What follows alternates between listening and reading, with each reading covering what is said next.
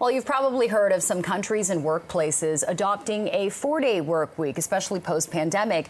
But Greece is now about a week into allowing some sectors to adopt a 6-day work week. So hang on, what's going on here? Let's talk about the reasoning, the potential pitfalls with Professor Barry Cross. He's an expert in operations strategy at Smith School of Business at Queen's University. Professor, good to talk to you this morning. So let's begin here with the reasoning for Greece moving towards a 6-day work week. There is some important context here.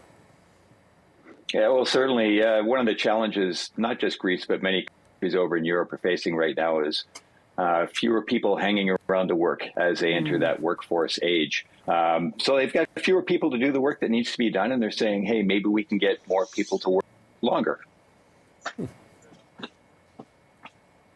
Oh, okay. Sorry, I'm just making sure we still have a signal.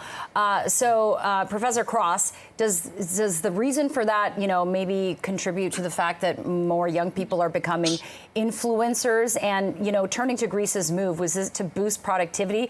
But proponents of this 4-day work week also say that it increases productivity. So you have two different sides here. Which one is actually right?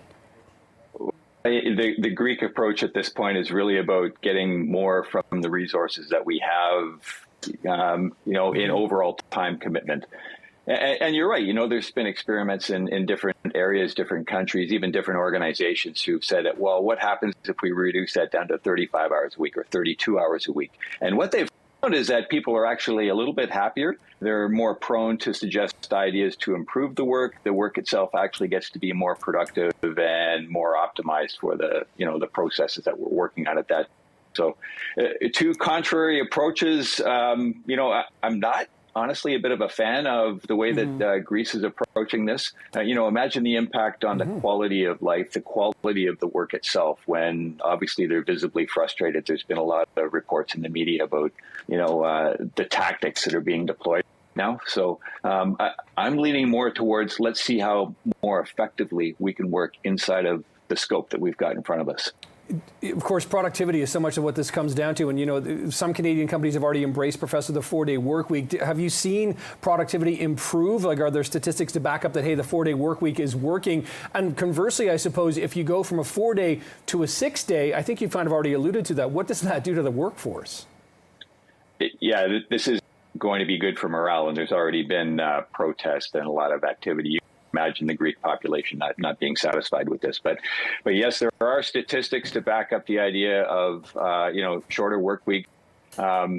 This not really a new thing. It's just one of those things where you look at the corporate culture for an org. All of a sudden, we're asking people to work differently, and most organizations, this is a large adjustment for them, but employees themselves generally adopt this. They're in favor of it. They like the idea of more time off. And what they've actually found is that they're getting similar compensation to what they had before as well. Okay, well, we'll see how this continues to play out. But obviously, worker burnout is a real thing, and it's having an impact on all of us. So perhaps this is going to shed more light on where we go in the future. Professor Barry Cross from Queen's University, thanks so much for joining us this morning. Very welcome.